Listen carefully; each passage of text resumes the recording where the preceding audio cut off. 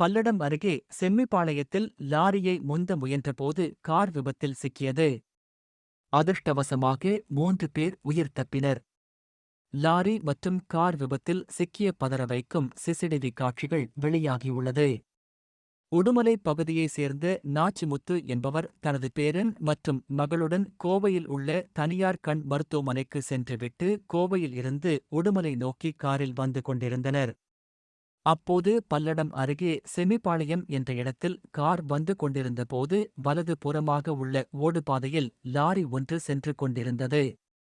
இடது புறமாக சென்று கொண்டிருந்த நாச்சிமுத்துவின் கார் லாரியை முந்த முயன்றபோது லாரி மோதி விபத்தில் சிக்கியது. இந்த விபத்தில் காரில் பயணித்த 3 பேர் படுகாயமடைந்தனர். அவர்களை மீட்ட பொதுமக்கள் ஆம்புலன்ஸ் மூலம் சிகிச்சைக்காக பல்லடம் அரசு மருத்துவமனைக்கு அனுப்பி வைத்தனர். திருச்சி கோவை தேசிய நெடுஞ்சாலையில் ஏற்பட்ட இந்த விபத்தால் சுமார் 1 மணி நேரம் போக்குவரத்து பாதிப்பு ஏற்பட்டது.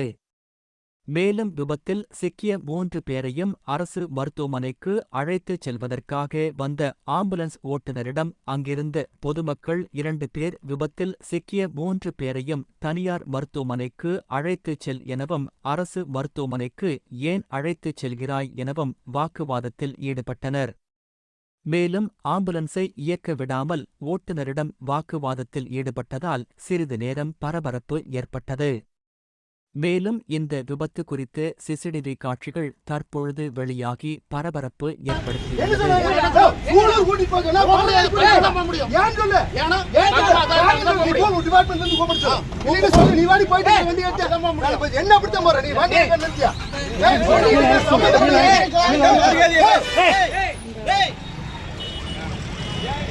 Hey!